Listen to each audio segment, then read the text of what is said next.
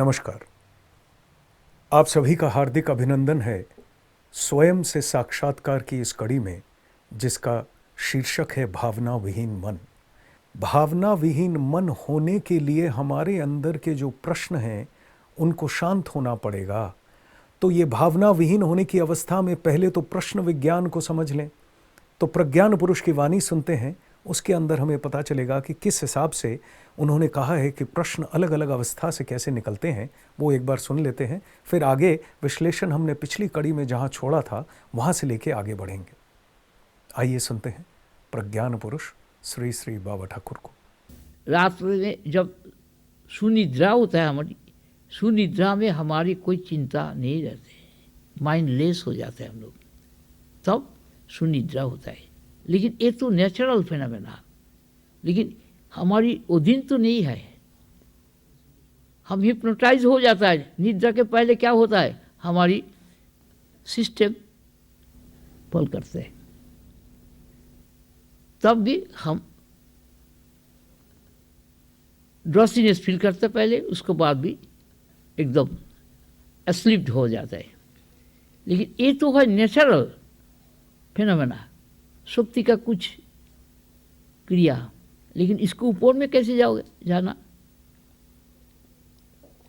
तो हमारी जो प्रश्न है, सवाल है, जिज्ञासा है, स्थूल का है अलग अलग जिज्ञासा, सूक्ष्म का अलग, सूक्ष्मतर का अलग, सूक्ष्मतम का अलग, बाहर का अलग, अंतर का अलग, केंद्र का अलग, और तुरीय का अलग। तो ये प्रश्न जब तक ना बने तब तक उसको उत्तर सुनने से भी कम नहीं चलेगा। भूख लगने के बाद खाना मिलने से हमको अच्छा लगता है, और जब भूखा नहीं है उसको अच्छा खाना दो, वो नहीं उसको टेस्ट कर सकता, उसको टास्क करके छोड़ देगा। कारण को जानने के लिए हमारी ऐसी कुछ भी क्षुधा बनेगा। कैसे? हमने प्रज्ञान पुरुष से सुना कि हमारे प्रश्न किस प्रकार स्थूल के अलग, सूक्ष्म के अलग, सूक्ष्मतर के अलग, सूक्ष्मतम के अलग होते हैं, आउटर, इनर, सेंट्रल, ट्रांसेंडेंटल।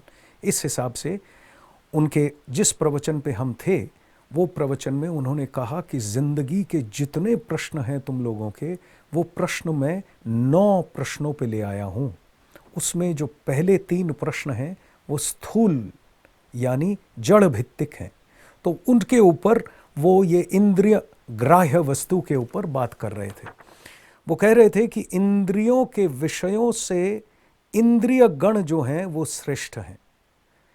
आगे कहते हैं इंद्रिय से श्रेष्ठ है मन, मन से श्रेय है अहंकार, अहंकार से श्रेय बुद्धि, बुद्धि से श्रेय है समष्टि बुद्धि व महान आत्मा, महान आत्मा से श्रेय है अव्यक्त प्रकृति, और अव्यक्त प्रकृति से श्रेय है परम अव्यक्त परम पुरुष या पुरुषोत्तम।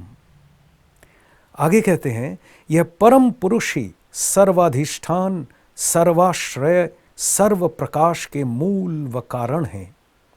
यह परम अव्यक्त स्तर में जाकर साधारणतः कोई वापस नहीं आ सकता है, और जो वापस आ जाते हैं उनके अंदर तैयार होता है एक फ्री चैनल जीवन के साथ जिसका कोई संपर्क नहीं है।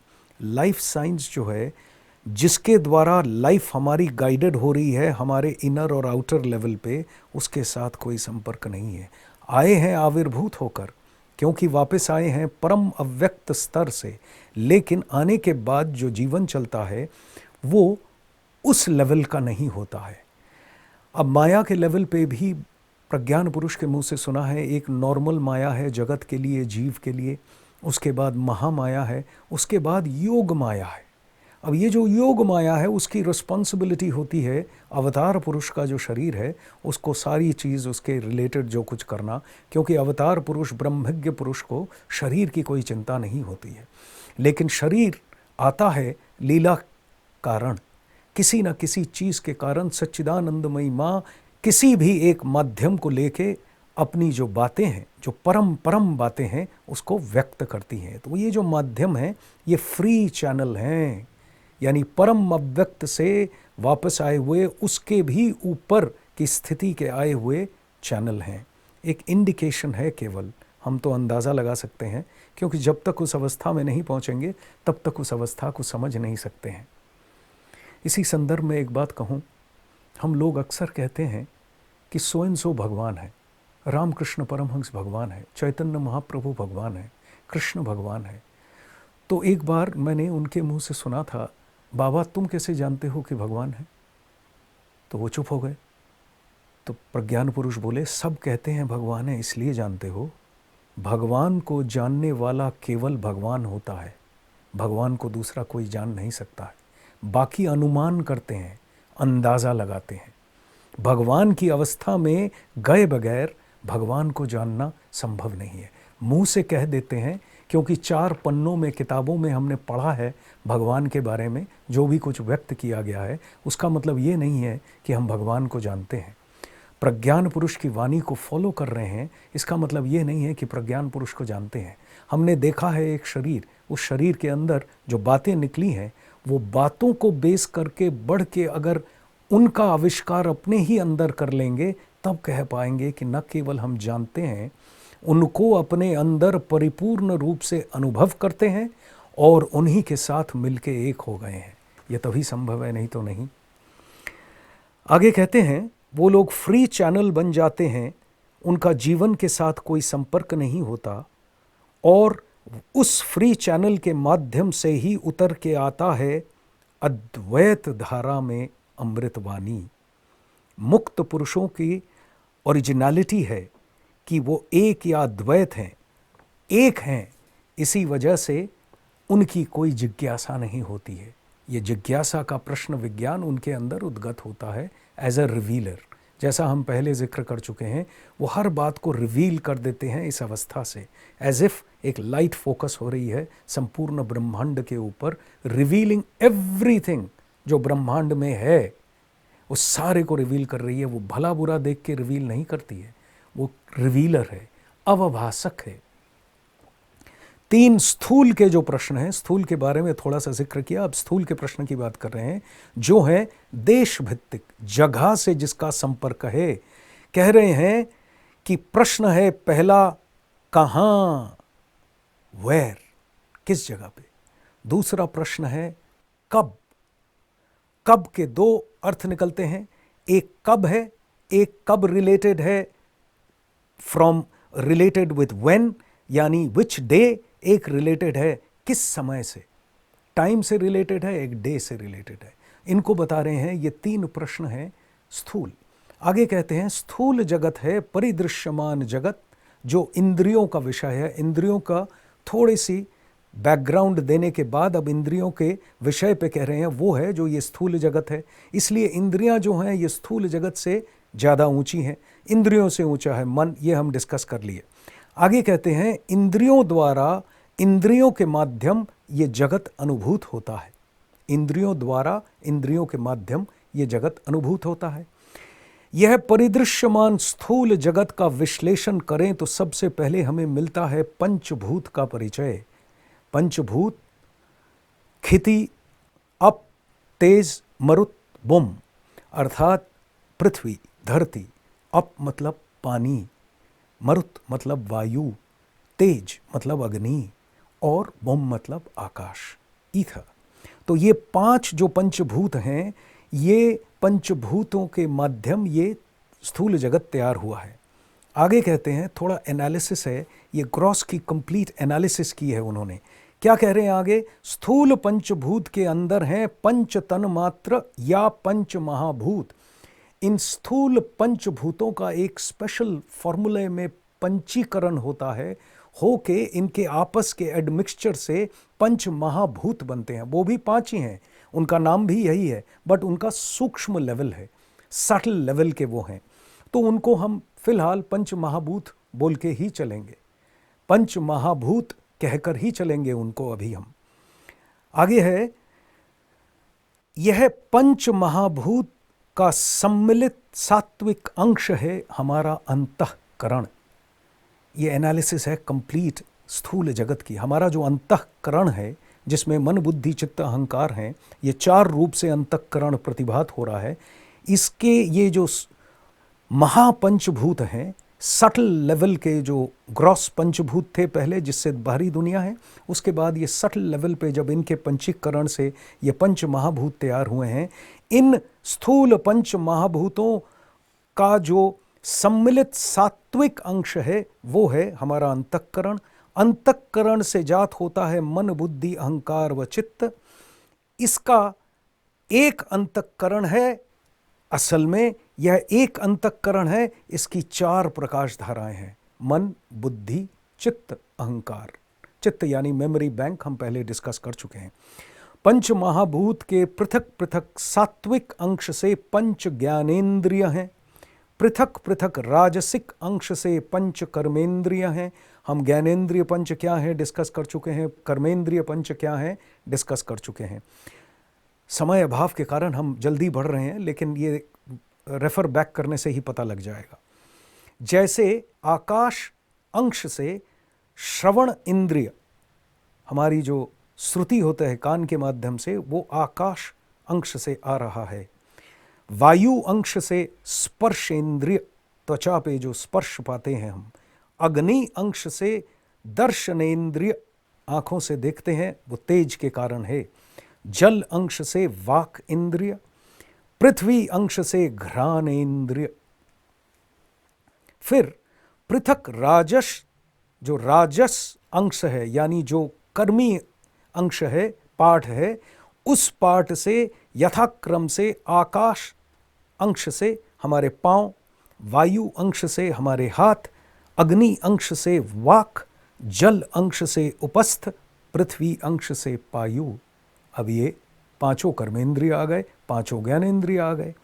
आगे कहते हैं पंच महाभूत के समष्टि सब मिला के जो राजस अंश है, उससे जात होता है पंच प्राण। हमारे अंदर प्राण के 5 भाग हैं, 5 रूप में, अलग अलग स्टेट्स में, हमारे शरीर के अलग अलग जगह पे ये 5 प्राण का फंक्शन है। हम एक प्राण के रूप से सोचते हैं कि हृदय में चलता है, लेकिन ये 5 रूप से विभक्त होकर संपूर्ण बॉडी को प्राण संचारित करता है। तो ये जो हैं प्राण, उदान, व्यान, समान, अपान, ये हैं प्राण के 5 भाग। इन 5 भागों में कह रहे हैं पंच महाभूत के समष्टि राजस अंश से। राजस क्यों?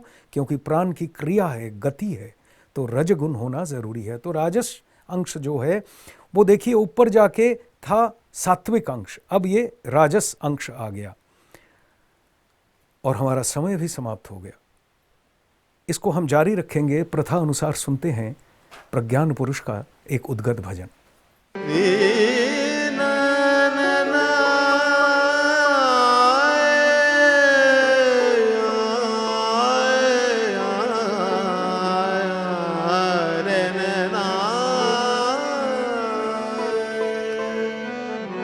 अभिमानी मान, अभिमानी मान, अभिमानी मान, नित्य पूर्ण एकी महिमा माने ना, माने ना, माने ना,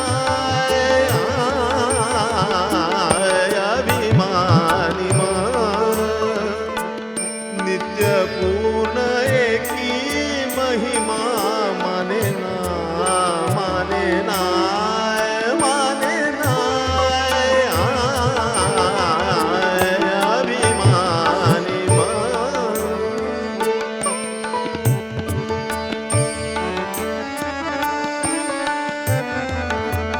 स्वभाव तेहार भोगे छका, भोग में रहे अभिराम। स्वभाव तेहार भोगे छका, भोग में रहे अभिराम। अखंड को खंड करके पाना चाहता है इच्छानुसार। अद्वैत में करे द्वैत भावना, अभेद में करे भेद रचना। नाम रूप की विश्व कल्पना, देह बुद्धि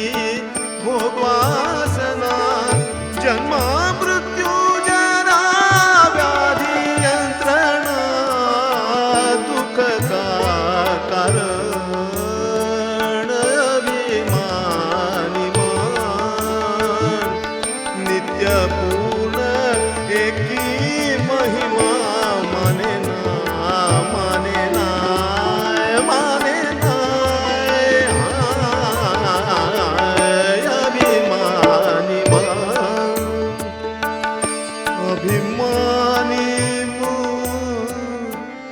अभिमानी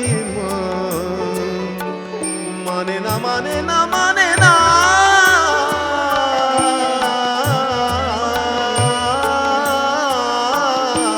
अभिमानी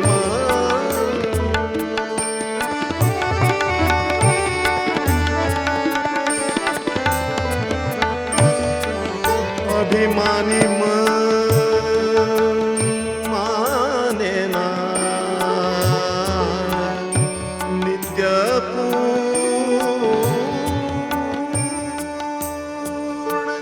एक महिमा माने ना माने ना माने ना अभिमानी नित्य पूर्ण एकी महिमा माने ना माने ना माने ना अभिमानी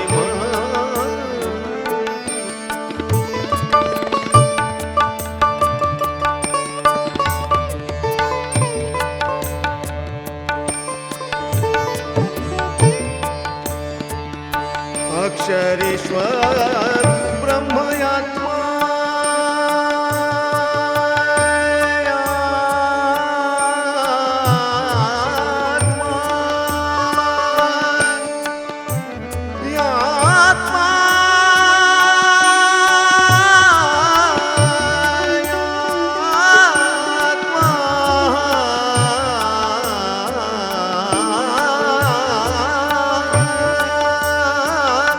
अक्षरेश्वर ब्रह्मयात्मा